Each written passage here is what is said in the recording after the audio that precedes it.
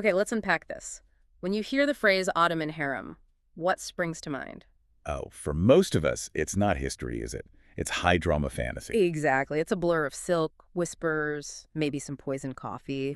And a great, powerful sultan sequestered away in a palace full of beautiful, supposedly powerless women, all just waiting solely for his command. It is the ultimate Orientalist fantasy. It is, and that fantasy is one of the most persistent cultural misconceptions in world history, precisely because it serves such a powerful political purpose in the West. Right. For centuries, you had Europeans, travelers, artists, writers painting this picture. A very specific picture. They depicted the Ottoman imperial harem as this dark, dangerous den of, exotic orgies, violent assassinations, and just unfettered masculine despotism. Absolutely.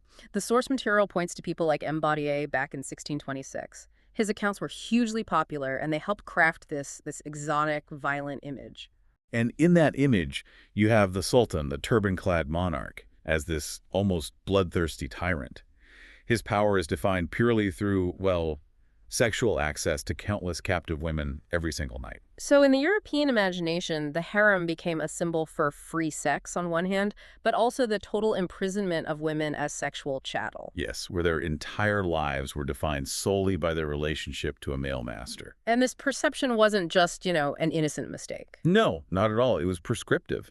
It arose partly because Western society at the time operated on this really rigid binary. The public versus private split. Exactly. The public sphere was male, it was political, it was associated with citizenship and the Commonwealth. The private sphere, on the other hand, was female, domestic, and, well, inherently seen as powerless. And Western observers just imposed those gendered binaries right onto the Ottoman structure. They did, and in doing so, they fundamentally misunderstood the entire political geography of the Ottoman palace. Because the sultans were doing governance inside that private sphere. That's the key. In Ottoman political culture, privacy was often essential for the highest forms of imperial activity. Things like strategic planning, dynastic reproduction, and maintaining the sultan's own sacred distance from all the petty intrigues of the outside world. So when Westerners looked in, all they saw was a home, domesticity.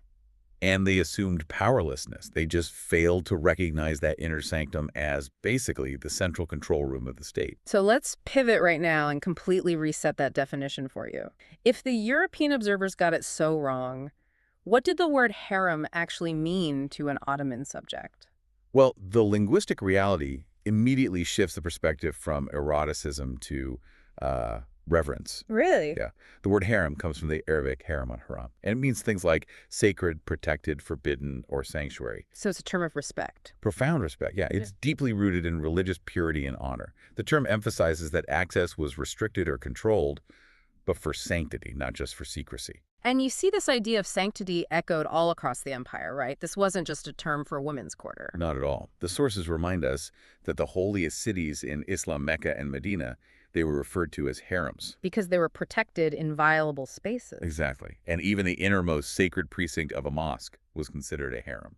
So our mission today is to move past the popular image of a silk-draped den of debauchery.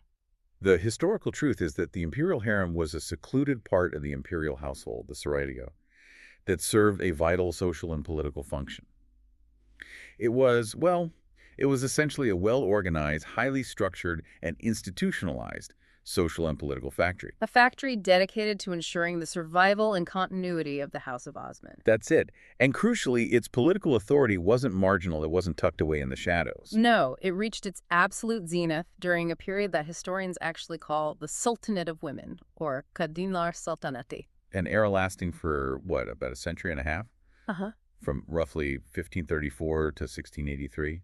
And that reframing from pleasure palace to political factory, that is the essential takeaway we want you to carry throughout this deep dive. To really get the power dynamics, I think we have to start with the physical reality. How did this factory become so integrated into the machinery of the state? I find the palace integration so fascinating. It wasn't just a house, it was literally the third layer of the onion of Ottoman power. Here's where it gets really interesting. To understand the harem, you first need to understand the palace itself, particularly the vast Topkapi Palace, or the New Palace, where the dynasty centralized its operations. The palace was divided into two main sections. Right. You had the Birun, which was the outer section. That was accessible to the public and officials. It's where the imperial council met, and the state's business was officially done. Then you move deeper past the secondary courtyards, and you get into the Enderun. The intersection. And that contained the third courtyard, the treasury, the most sacred relics, and crucially, the harem. That consolidation was absolutely critical. Originally, the main harem was in the old palace, the Sarayatik, which dated back to the conquest of Constantinople. But during the reign of Suleiman the Magnificent, everything changed. The royal family centralized its residence. And that official permanent move of the dynasty's members to Topkapi transformed the harem into a primary integrated division of the imperial residence. This wasn't just a change of address. It was a physical statement of political integration. The harem was a sprawling palace in its own right, structurally connected to the Sultan's private apartments and the administrative offices. We're talking hundreds of apartments, right? Yeah. Kitchens, baths, mosques. Quarters for the eunuchs. I mean, this proximity, the fact that the administrative heart, the Sultan's private residence, and the women's quarters were physically interconnected, it underscores that this was not some isolated domestic space. It was part of the administrative spine of the empire. So if these women were the product of the factory, let's talk about the factory floor. How did they actually manage this incredible social structure, starting with who was recruited? Well, the people who powered this institution were almost entirely recruited from outside the core Muslim population. Right. The vast majority entered the harem as slave concubines, who were known as carries, and they were acquired in a few ways: captured in war, given as diplomatic gifts, Or procured through specialized trade networks from neighboring countries, often in the Caucasus. and we know the sultans had a very specific preference, which fed into the system. The sources say they were partial to the fair, doe-eyed beauties, specifically from Caucasus regions like Circassia, Georgia, and Abkhazia. There was a real cultural cachet attached to these specific physical types. And upon arrival, which could be as young as 6 or 7 years old, they underwent a complete and rigorous transformation process. This wasn't just moving house. Oh no, it was a total transition of identity designed to sever all previous loyalties. They were converted to Islam, they learned religious precepts, they were assigned a new Muslim slave name. A name often referencing flowers or light, like Gul Bahar or Mapekar. Exactly. Then they were taught the Turkish language Yeah. and instructed in the most refined court manners. And the rule was ironclad. As part of this new life, they were explicitly prohibited from contacting their former families. They were now solely and completely devoted to the House of Osman. It's so easy to see this as cold political science, but you have to remember these were still young women, children even, removed from their homes and thrust into this incredibly demanding competitive school. But that trauma, or at least that profound separation, was the crucible that forged absolute loyalty. And as you noted earlier, this whole process sounds strikingly familiar if you look at the parallel system for the male ruling elite. Exactly. The parallels are so essential to understanding the harem's role. The debauchery system recruited Christian boys, the collection, or blood tax, to be trained as loyal slaves, or cooler, of the Sultan. And they were destined for the Janissary Corps or the high estate offices. Well, the harem functioned exactly the same way for women. It created a parallel institutional training system designed to produce officials whose sole allegiance was to the Sultan. Both systems recruited individuals who had no local roots, no competing hereditary loyalty, and no family ties that could rival their devotion to the dynasty. They were both legally cooler, slaves of the Sultan, whose status in life depended entirely on his favor. This system ensured that the entire ruling elite, male and female, was defined by loyalty and training, not by inherited privilege or wealth. Just like the male pages trained in the third courtyard, the Enderun, the harem women, were organized into groups, divided into specific chambers, or odolar. And they were grouped under matrons. Foreign observers, when they managed to get any information, they often compared the strict discipline to a monastery or a nunnery. They noted the intense regimentation and even a rule of silence that often governed daily life. This was not some chaotic pleasure house. It was a highly managed boarding school. And the curriculum was incredibly demanding. It was, and it was profoundly functional for their future roles. It included reading and writing Ottoman Turkish, learning the fundamental tenets of Islam and Islamic law, court protocol, and the decorative arts. So sewing, embroidering, singing, playing musical instruments. And for the highest-ranking women, those destined to be mothers, wives, and daughters of sultans, the curriculum could get highly intellectual, memorizing the Quran, studying Arabic and Persian literature and poetry. I remember a detail from the sources that just brings this to life. The palace women were even engaged in these really practical tasks, like working on the clothing of the male pages in the Enderun school. Hmm. And that small detail just proves the physical and administrative connection. The two parallel training systems were literally interwoven, sharing resources and oversight. It connects the dots perfectly. And this leads us to the critical realization, the major aha moment that completely demolishes the Western myth. Right. If the harem was a political factory, what was the vast majority of its product? It certainly wasn't universal sexual service. Absolutely not. Contrary to the sensational stories, only a tiny fraction of these hundreds, sometimes thousands, of women ever engaged in sexual relations with the Sultan. They were not kept as sexual playthings.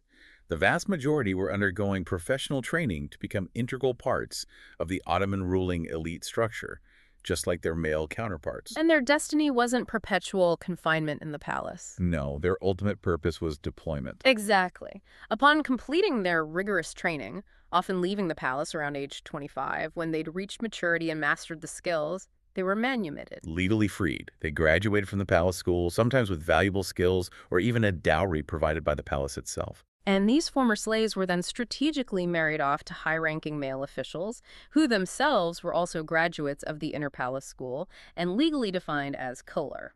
It was a calculated policy of statecraft. So if you were a high-ranking pasha, maybe the governor of a distant province or a new vizier, Marrying a harem graduate, a woman deeply steeped in court culture, educated in administration, and trained for absolute discipline and loyalty, was a brilliant move. you were effectively cementing a powerful network directly back to the dynastic family. It was a brilliant, self-perpetuating system for maintaining central authority through these familial and clientage ties. The women served as the Sultan's eyes and ears in the provinces and within the elite administration. This system of marriage alliances meant that the organizational pattern established by the Sultan's household was continuously replicated across the entire ruling class. So loyalty wasn't just to the Sultan as a person, but to the dynastic family as a whole, including its female members who now resided in every important household in the empire. Now that we've established the harem's function as this school and recruitment center, let's explore its internal landscape. Because within the walls of Topkapi, the entire household, including these highly trained slaves, they constituted the extended royal family. And they all had a place in a very, very rigid power structure. It was a world governed by an incredibly strict hierarchy. But it wasn't organized by blood or inheritance, but primarily by status, capacity, intellect, and skills. It was a meritocracy. It functioned as a meritocracy where women moved up the ranks based on proven performance, ability, and intelligence. And this rigorous internal structure provided essential institutional continuity, regardless of which sultan was on the throne. And the clearest way the status was quantified, as we know from the privy purse registers, was through their daily stipends. The mevasib, paid directly from the imperial treasury. Money talks, even within the confines of the harem. This financial record is a really reliable index of status and political importance. So we can break the ranks down into the two major tracks available to these women, right? Let's start with the administrative or service hierarchy. The women running the day-to-day operations of the palace, literally running the factory. At the lowest level, you had the asimi. Novices, the inexperienced new arrivals. Yes, they were in the asimilic or novitiate period. From there, they could advance to secured or apprentices, moving up the basic training ladder. And a select, highly trusted group might become gedikli. Right, who were designated as personal maidservants, directly waiting on the Sultan, which was a position of enormous proximity and access. As women were promoted based on competence and earned regular wages, they could get the administrative rank of Khalfa. Assistant mistress. These were essential administrative staff. But what's fascinating is the overlap. An Iqbal, a consort in waiting, might also carry the title Khalfa. What does that suggest? It suggests that highly intelligent, capable women were often on a dual track. They were eligible for both concubinal and administrative careers, leveraging their skills for maximum upward mobility. And above them were the usta, the mistresses. Who served as high-ranking administrative officers. And the titles were often borrowed from guild terminology, which really emphasizes their professional, skilled nature. You see concrete positions like Saray Ustase, mistress of the palace, Killer Usta, mistress of the pantry, and Bashkatibe, head scrub.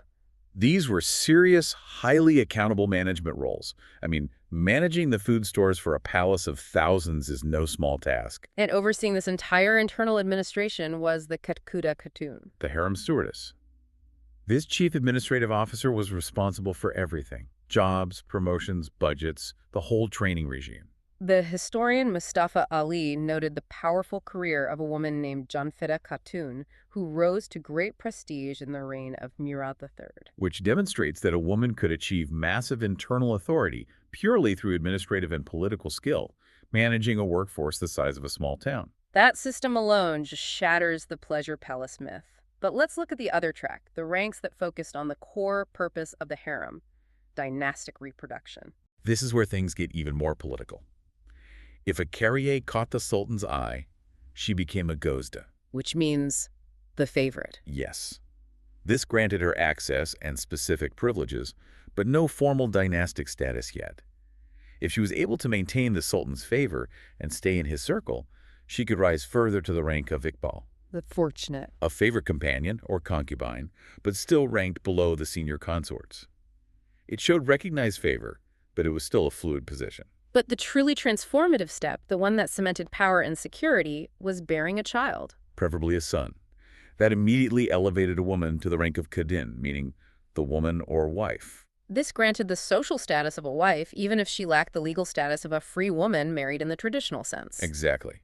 And sultans typically kept up to 4 Kadins, which mirrored the 4 legal wives allowed under Islamic law, ensuring a multiplicity of options for the succession. The most senior consort was known as the Bash Kadin. And it's so important to remember that while she was technically a slave, a carrier, when she bore a prince, a shahzad, her status was elevated permanently. It was a form of meritocracy based on her contribution to the longevity of the ruling house. The whole system was designed to allow talented women to ascend from a slave background to the very highest echelon of the state, based on their intellect, their capacity for service, and their ability to ensure the family line continued. This focus on securing the future of the ruling house takes us to the truly formidable figures of harem politics, the women who became kingmakers. Indeed.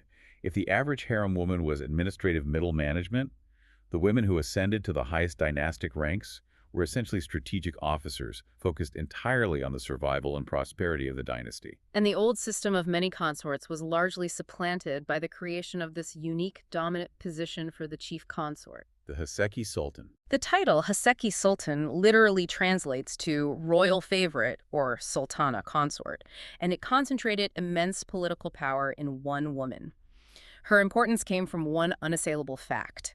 She was the designated chief consort and the mother of a potential future sultan. And what's truly astonishing is the hierarchy this position commanded. The Haseki Sultan ranked higher than the Sultan's own sisters and aunts, the actual princesses of the dynasty. Which clearly underlines that her status wasn't derived from the sultan's bloodline. No, it was derived from her unique institutionalized political function as the mother of the heir. And the most iconic figure to define and solidify this role was, of course, Hürrem Sultan. The strategic favorite of Suleiman the Magnificent in the 16th century, she set a completely unprecedented standard for female power in the empire and essentially inaugurated the Sultanate of Women. She broke a 300-year dynastic custom by legally marrying Suleiman. This was revolutionary. It was.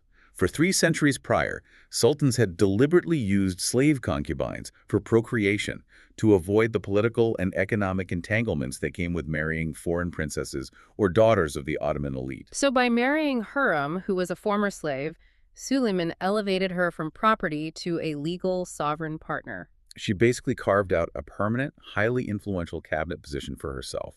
The sources detail her incredible, direct reach into state affairs. She was the first Ottoman woman to directly take part in state matters, sometimes signing documents in the Sultan's absence, and crucially, she attended imperial council meetings, the Divan. Often from behind a screen, but she was present, listening to and influencing the highest levels of administrative decision-making. She held private meetings with viziers and the highest religious authorities, the Sheikhul Islam. Her power was such that she wielded significant influence over appointments and even controlled the removal of high officials. When she advised Suleiman, her loyalty was unquestioned. That gave her an influence that grand viziers, who were often suspected of building their own personal power bases, simply couldn't match. Her influence even extended deep into foreign policy and diplomacy. It did. We have the record of her correspondence with foreign rulers. Most notably, she corresponded directly and continuously with King Sigismund II Augustus of Poland. Playing a major, sustained role in establishing and maintaining the Polish-Ottoman alliance. This was official, personal diplomacy conducted by a woman who the rest of Europe believed was nothing more than a sexual chattel. That immense power and the Sultan's singular loyalty to her, it led to real tension among the male ruling class, didn't it? Oh, absolutely. The sources note that court rumors circulated that the Sultan had been bewitched, which is incredibly telling. They couldn't explain it otherwise. The male establishment struggled to rationalize such immense, concentrated female political power within their traditional framework, and witchcraft provided a convenient, if totally false explanation for a structural change they couldn't otherwise accept. So, the politics generated by these consorts, these Hasekis, was fierce and focused internally on dynastic success and positioning their sons. Yes, harem politics revolved entirely around establishing matrilineal legacies and building powerful factional support for their sons' candidacy for the throne. They acted as the Sultan's most loyal informants and advisors, especially when he was away on campaign. And we know they actively lobbied the Sultan to influence key decisions, including the geography of Ottoman wars of conquest, sometimes pushing for or against campaigns that benefited their son's standing, and controlling political appointments to ensure their factions were well placed. But they weren't just whispering in the Sultan's ear, they were building durable external power structures. Yes, they created a crucial bridge between the secluded inner palace and the outside world by forming alliances through calculated patronage. A key mechanism for that was the strategic marriages of their daughters, the princesses, to powerful damems. Sons-in-law, top military and administrative officials. By marrying these officials into the royal family, the women established a reliable clientele network. So you have men whose loyalty to the dynastic family, and specifically to the Haseki's chosen son, was cemented by marriage and financial dependence. And don't forget the manumitted slaves. The manumission of a slave was an act of piety, but it worked to the immense practical benefit of the former owner, who gained the deep loyalty of the freed client and a lifelong patronage relationship. These networks ensured that the Haseki's faction would endure and support her son, even if the Sultan died suddenly. However, the prominence of the Haseki Sultan as a singular dominant figure was eventually eclipsed. After the era of Kozum Sultan, the most powerful woman of the 17th century, the position lost its special status. It reverted back to a more equal multiplicity of consorts with the title Kdudin. And the sources suggest this shift was largely due to the institutionalized authority of the ultimate power figure, the Valide Sultan. The Queen Mother. As the dynastic elder, the Valide Sultan often sought to curb the intense, destabilizing power of her daughters-in-law, the Hasekis, to preserve her own authority over her son and the government. The dynastic structure ultimately yielded pride of place to the mother, not the consort. What's fascinating here is that as the power of the favorite concubine was diffused, the power of the Queen Mother only became more formalized, more institutionalized, and more absolute. It was a move toward stability. The Valide Sultan, the Empress Mother, was truly the supreme power. She was defined as the utmost authority in the harem and was recognized as the custodian of imperial power. She held authority not only over the entire harem institution and its hundreds of inhabitants, but over her son, the Sultan, and all members of the ruling dynasty. And her status was financially codified in a way that truly demonstrates her supremacy over the male state apparatus. We talked about how stipends were the clear measure of rank. Well, the Valide Sultan commanded the highest stipend in the entire empire. And it vividly illustrates her power relative to male officials. Let's put that in perspective for you. Safiye Sultan, who was the Valide Sultan to Mehmed III, received 3,000 aspers daily. Compare that with the Grand Vizier, the Sultan's chief administrator. He was paid 1,000 aspers. Or the Mufti, the chief religious authority, who got 750 aspers. She was earning 3 times the salary of the highest administrative official in the empire. And this fiscal power wasn't just for personal spending. This wealth allowed her to engage in monumental public works and charitable foundations, the Waqfs. Like the new mosque, the Yeni Cami in Istanbul. Exactly. By funding these massive, visible public projects, she solidified her legitimacy and projected imperial power throughout the capital and beyond. Her administrative role was directly supported by her financial might. Her title, Valide Sultan, became formalized during the reign of Murad III. Before that, she was just the mother of Sultan X. But the new formal title placed her in the ranks of the most exalted officials, symbolizing an officially sanctioned political role that was not subordinate to her son, but parallel to him. And her physical access to the sovereign was unmatched. That was her greatest source of sustained influence. While grand viziers and other high-ranking male officials were often kept at a distance, forced to approach the Sultan through layers of protocol and bureaucracy. The Valide Sultan enjoyed direct, daily access and a private, intimate channel to the Sultan and his family. Her reception ceremonies really highlighted this unique status. When the Valide Sultan made her procession into the new palace, the Sultan himself awaited her on foot.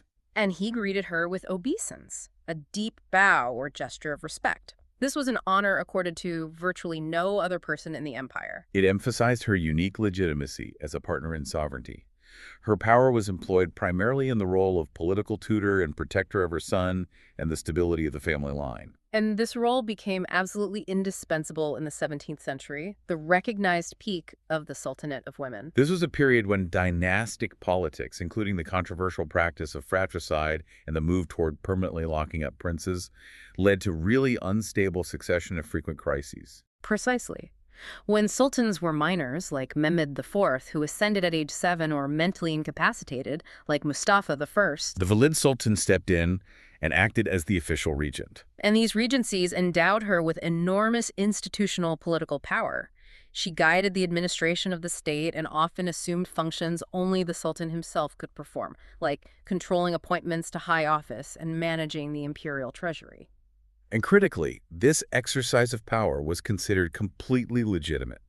It wasn't viewed as a usurpation or a seizure of power. No, it was understood within the Ottoman political framework that government required the active participation of the dynasty. And as the senior member, the Valide Sultan was the appropriate representative of the House of Osman to step in during a crisis of male leadership.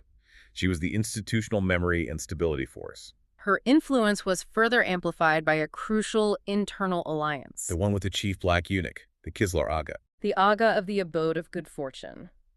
The Valide Sultan worked in close collaboration with him to manage the harem and, crucially, its external financial networks. The Kislar Aga had a vast and frankly terrifying remit. He was responsible for guarding the harem women, but more importantly, he oversaw a massive empire-wide network of pious endowments, or Waqfs. These Waqfs were religious trusts that funded enormous charitable initiatives benefiting populations and Muslim pilgrims, particularly in the holy cities of Mecca and Medina. So his dual role, controlling the intensely secretive interior world of the harem and managing immense external wealth and administrative influence across the empire, made him one of the most powerful individuals in the entire state structure. By the beginning of the 17th century, the Kislar Aga had emerged, at times, as second only to the Sultan and the Grand Vizier. His close daily access to the Sultan, the Valide Sultan and the consorts, ensured he was an influential player in court intrigues. He essentially linked the immense wealth and patronage power of the Empress Mother directly to the administrative and financial machinery of the state, ensuring that harem power reached from Istanbul all the way to Arabia. So if we look back at the entire trajectory of the imperial harem, the training, the deployment, the centralized power structure, the traditional Western narrative of Ottoman decline just falls apart. It does. The rise of the harem and its political figures, the Haseki, the Vali Sultan, was traditionally used by historians upholding the decline thesis as evidence that the empire suffered some all-encompassing stagnation after its golden age. But modern scholars almost universally reject this view as Orientalist and, well, misleading. Instead, they see the shift in power, the centralization of the royal family in Istanbul, and the institutionalized rise of powerful royal women, not as a sign of decay, but as a necessary and successful adaptation. The state wasn't collapsing, it was evolving.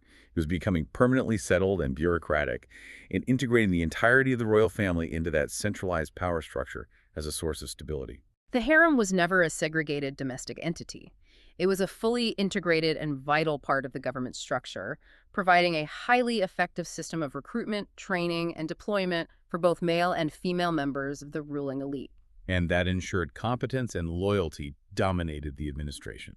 And those deep ties established through strategic marriages, patronage networks built on freed slaves and clients, and direct diplomatic activity by royal women continually ensured loyalty to the dynasty and the administration and outer provinces. He kept a vast, diverse empire centralized for centuries. To offer a final word then, The Ottoman Harem was, at its core, a sophisticated, well-oiled political institution where royal women lived and worked at the very center of government. Ensuring the continuation and stability of the House of Osman for over 600 years. To bring this complex structure into a modern perspective, think of the imperial harem not as a private residence, but as a high-security corporate headquarters for the House of Osman Incorporated. I like that. The Sultan was the CEO, the public face of the company, the one whose name was on the marquee, leading the military acquisitions. But the Valide Sultan was the chairwoman of the board, and she often held far more sway over the company's long-term direction, its fiscal strategy, and its personnel decisions than the executive vice presidents, the viziers. She was the one ensuring generational stability, and the concubines and female staff, they weren't socialites. They were highly educated, disciplined middle management, HR specialists, and the diplomatic corps. Ensuring the company's internal morale and external loyalties through meticulously planned alliances across the empire. So given that the Ottoman system of education trained both male slaves, the Devshirme recruits and pages, and female slaves, the harem women, for the absolute highest positions in government. Creating a ruling elite defined by loyalty and talent rather than hereditary blood ties, a remarkably sophisticated, meritocratic, and dynastically stable structure. What does this reveal about the true nature of sovereignty in the early modern world? It suggests that perhaps the most powerful and enduring rulers were those who relied not on birthright alone, but on talent, calculated loyalty, and the institutionalized power of women.